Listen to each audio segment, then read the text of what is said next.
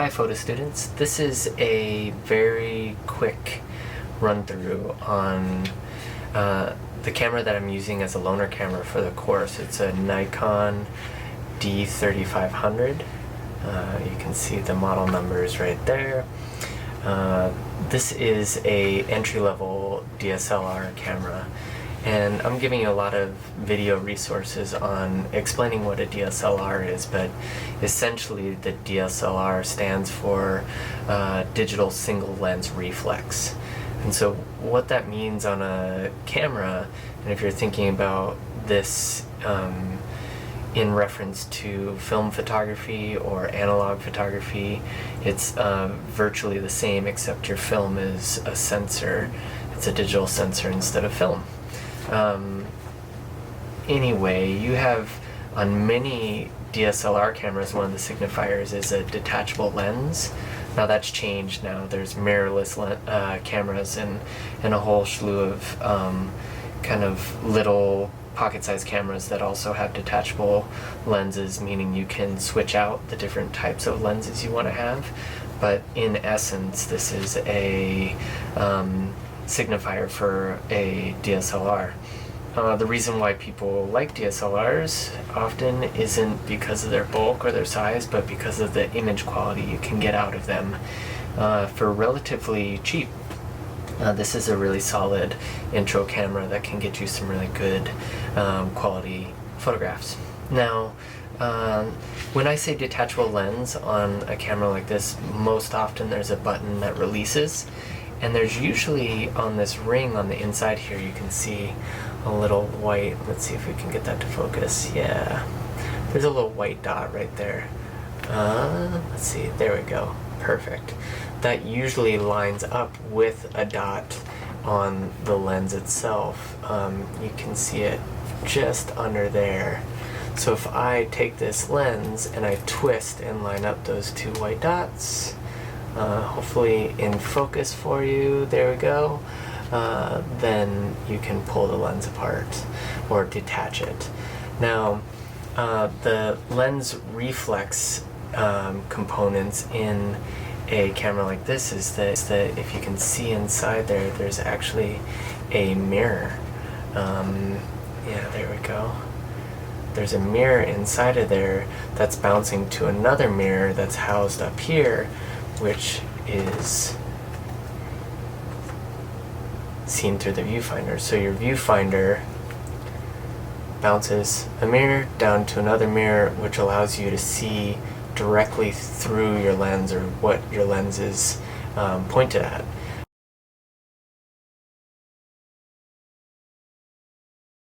There are other cameras called rangefinder cameras that bypass that.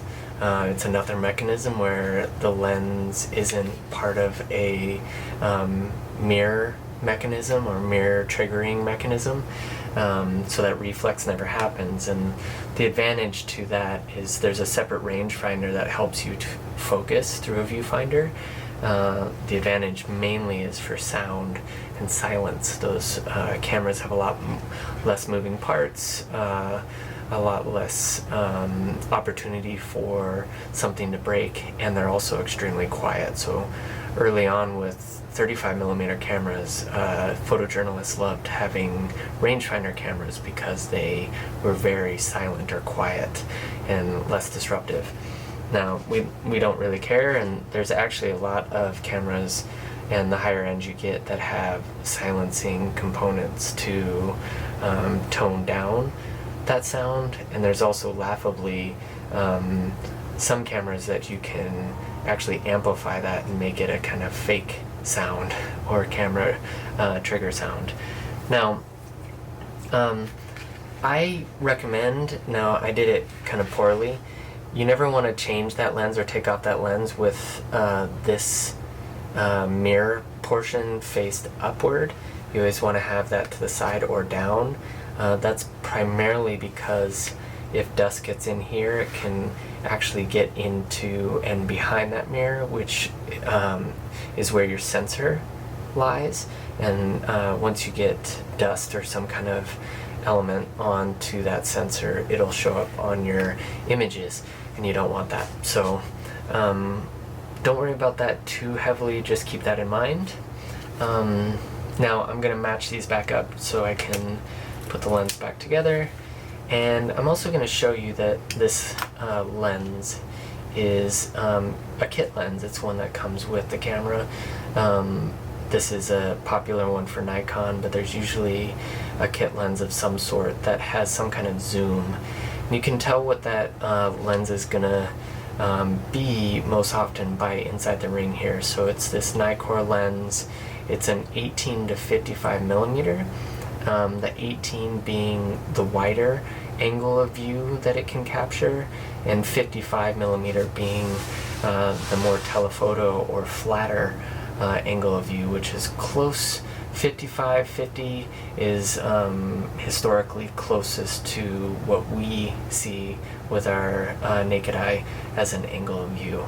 Now next to that you'll see there's a ratio here of 1 to 3.5-5.6.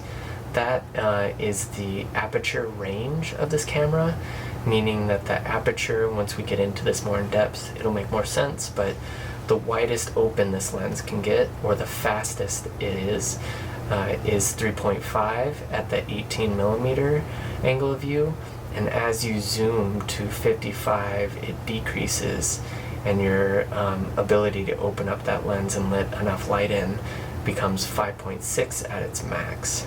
So keep that in mind. Then over here you see there's a 25 millimeter, and then those are some things that are about depth of field,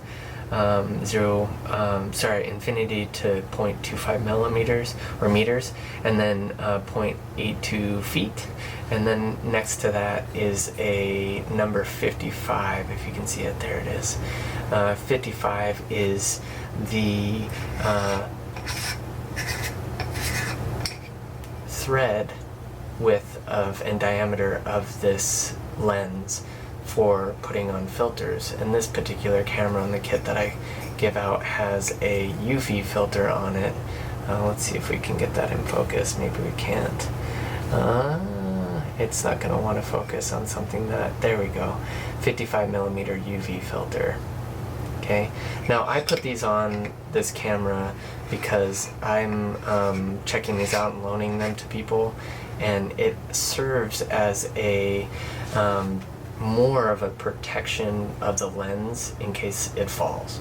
So if you were going to ding this, you'd ideally like to break the $10 to $30 UV filter that you have on the front of the camera, as opposed to the more expensive $200-300 and more expensive lens, depending on what you got. Now, technically a UV filter though is also serving another purpose, where it's protecting the ultraviolet coat that's on the lens. That ultraviolet coating can degrade over time, which can degrade the quality of that lens, and so that would be an extra barrier to help protect that UV coat. But that gets pretty technical, nothing to worry about too much. Now we're going to go over just the interface and the dials and buttons real quickly on a typical DSLR. This is a Nikon, one of the few major popular companies, Nikon, Canon, Sony. Of course they're all going to have different components and different interfaces, so just keep that in mind. I'm just giving an overview of the one that we use for this course. Now you have your on-off switch. This turns the camera on and off. This red dial here, button, is for recording video. Right here you have an exposure button, which allows you to over and under expose your image by holding this button and dialing with this dial. I'll show you that. That's actually a dial that you can turn. And then next to it, I want you to notice that there's a little icon here, and that's going to be let's see if we can get a little closer there. That's going to be a signifier for an aperture setting. There we go. Now, you have on top here a dial of different modes you can have the camera in. I'm going to have us in this class as much as possible in M mode, which is manual mode. Okay. You have a hot shoe up here for putting on a flash or some kind of component that would charge from that. And then you also have a pop-up flash on here that I recommend not using as much as possible in the course. And you can see back here when we switch to this back interface here, you have a flash button right there. So if I have the camera on and I select that, oh, I should say this right off the bat. So Nikon did this really smart thing. So I used to have older models of this camera, and the lenses often broke because they were getting jammed into bags or getting hit on the front end of the lens, and it was starting to cause the lens to slip. So this little mechanism that goes like that was starting to jostle and lose the ability to hold. So if you were maybe photographing straight down, it would slide, which obviously you don't want. You don't want to suddenly be zooming when you don't want the camera to be doing that. So they came up with this fancy method of locking the lens. So on these particular cameras that have this button on the zoom feature of a lens, it's in lock mode, and you'll notice when I'm on the back of the camera, it says before taking photos, rotate the zoom ring to extend the lens. It won't allow me to do anything until I'm out of lock mode and I hit that 18mm. Okay, so just keep that in mind. If you're having trouble, that's most likely what's not allowing you to complete any functions. So here, by the way, this is your 18mm, and you have some steps. You got 24, 35. These are popular angles of view that usually come with fixed lenses. So if you wanted one that wasn't a zoom lens, they're often going to be choices like 24, 28, 35, 45, 55. Okay, so that's the range of this lens, and that's all reiterated down here as well. Okay, so I'm out of lock mode, I'm in 18, and I'm back to this back interface here, and you'll notice there's a little flash. If I do that, it pops open the flash. I'd prefer that you guys don't use the flash, so if that pops up, just pop it back down. If we're going across and we're just thinking about the interface here, the buttons, almost every camera has this feature, and it's a little hidden feature that not many people intuitively understand unless you read the manuals. But when you're looking into the rangefinder, one of the things you might want to do, especially if you wear glasses at all or have any sight impairment, you want to dial next to this viewfinder your ability to focus on that mirror that's inside the mechanism or inside the camera. So my recommendation is to point your camera while it's on at something that has text, and then dial this until you get that text in sharp focus, and that will calibrate that viewfinder for your eyesight. Okay, so moving on, you've got an info button here, you've got auto exposure lock and auto focus lock. I'm not too worried about you knowing much about that yet. Okay, you have what looks like and is a play button, and that's a preview button for viewing your photos. You have a menu button, and that's for going in and doing custom alterations and settings in the camera.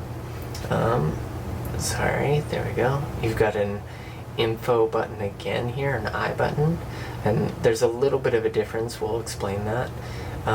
You have a toggle or a, oh, I should have set that up here. You also, again, to reiterate, you have this dial, okay? Up here you have what's basically like a remote dial for navigating through the menu. You got an OK button in the center, which is basically your enter button. And then you've got, let me see here. And then you've got a icon here for changing your shooting mode. You have a magnifier for zooming in and out. That's both while in shooting mode and in your preview mode. You have a trash can for getting rid of or deleting images. And then right next to here, you'll see there's a little icon that's meant to look like a timer or a clock, and that's for setting timed exposures. So you can say, I'm gonna select my trigger release button here, right, which is the button right on top of your on-off, and that's going to trigger a timer of 5-10 seconds, whatever it is you want to choose through your menu. Okay, now I should have said that off the top here too. That's the button that you're going to push in order to trigger your camera to take a photograph. Now, the thing to remember, and most cameras do this, is that there are two compressions of this. You can compress that button slightly in order to get it to activate and to focus on something, and then fully compress it, which is fully push it down, will give you a photograph. Okay. Now, most cameras have some type of card holder on the side, or access to your memory card. Okay, and this one you have to push up and that pops open. And then almost every digital camera does this, where your memory card, if you push in, it'll pop it out. And then if you release that, you have to pull it out, right? That takes the memory card out, and then you push it and you gotta pop it back in, so it actually makes a click sound. Now, lastly on the, not lastly, on the bottom here, you have a access door to a battery. Okay, on this one, in a lot of cameras, you have to push something to push a door or something like that out of the way to get it to release the battery, get the camera to release the battery. Here is a threaded area for holding or for connecting your camera to a tripod. This is a standard thread. And then over here you have some access points for connecting your camera to another device. So if you want to download your images through the camera to your computer through a cable, you can do it through USB. You can connect HTML in order to view whatever's on your camera, like a video or even your images, through another device. And then this particular camera has some Bluetooth functions as well for transferring images to other devices, which I find to be kind of cumbersome and slow often, but people sometimes use it. Now, the only other thing here is your camera strap, which I'll give you, maybe I can back out here and show you how I tend to want to hold my camera. This is going to be reiterated in image form as well for you guys, but one of the primary things to consider when taking photographs is your own comfort. The less you have something distracting you, the better. And if you're not feeling the comfort of holding your camera, then you're going to be distracted. So one of the things I like to do is I like to take this strap and I wrap it around my wrist twice. Oh, let's see if I can do this in this tutorial, like that. And so I have it around my wrist twice like this. So if I drop it, it catches it, right? So if I drop my camera, it's alright, but it's also not something that's kind of in my way at all, in my opinion. So it's a quick way to get it onto your body if you're pulling your camera out of your bag. It's also, I tend to be someone who's annoyed or distracted by having something around my neck, so I don't really like having a camera around my neck or bouncing against me. And I'm also not someone who is someone who's spent much money on wanting an extra gadget or something like that, but they do make these slings which are really nice actually, that have a different mechanism that you basically wear this around your chest, almost like a courier bag, and then it's on a sling or a tether, right? So you can pull your camera up and then put it down, and it kind of hangs at your hip, which is really nice. It's just not the kind of shooting I do, so I don't really need that much. I noticed here that I forgot one thing here too, on top here. This is kind of hidden on the Nikon, but usually most cameras have, let me see if I can get the lighting here and zoom in, have a function called Live View. That's LV there, you guys see that? Oh, it lost its focus. Let's see if I can gain it again. There we go, LV. So that LV is a switch that when I push it like that, I need to turn on the lens. When I register like that, it gives me a live view through my LCD screen. So I'm not looking through my viewfinder anymore, I'm looking through my LCD screen. Now, that's obviously an advantage because you get a bigger viewing area of what you're focusing on. You also have the option of having more things available for your, more information available for you when looking at it this way as opposed to through your viewfinder. But it does also have a disadvantage. It takes up more of your battery because basically you have this backlit screen that's hogging up energy, right? So just keep that in mind. That will suck the life out of your battery more quickly.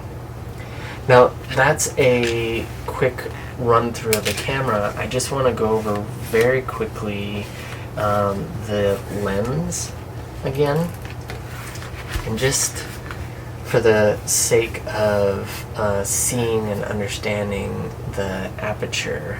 Now this particular lens isn't going to let me dial in some of the things I'd like you to see in terms of aperture.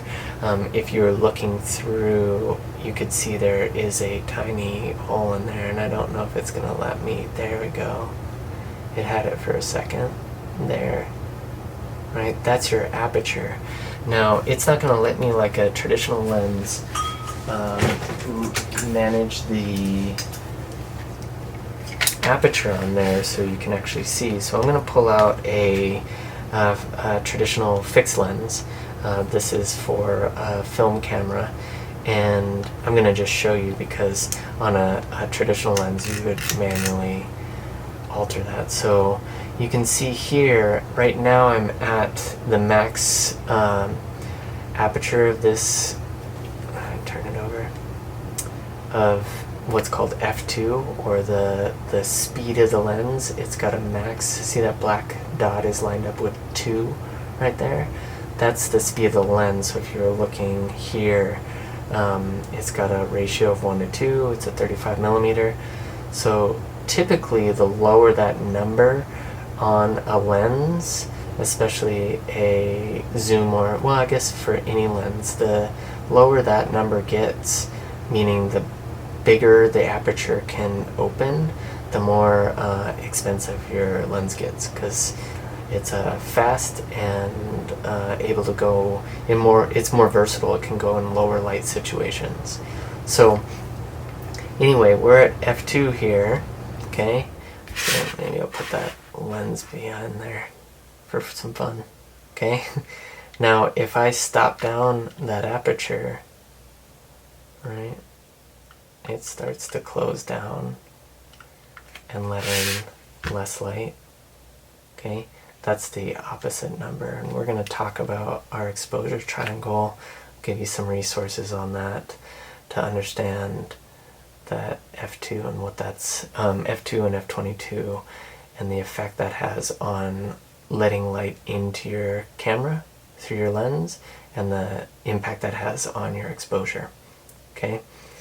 Now, if you have any questions, don't hesitate to ask, obviously, and we will go from there.